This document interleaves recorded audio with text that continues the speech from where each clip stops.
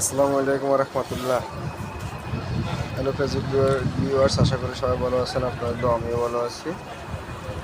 এটা হচ্ছে original Samsung smart LED TV. দেখেন কতগুলা স্টিক দিছে, একটা দুইটা তিনটা চারটা পাঁচটা ছয়টা সাতটা।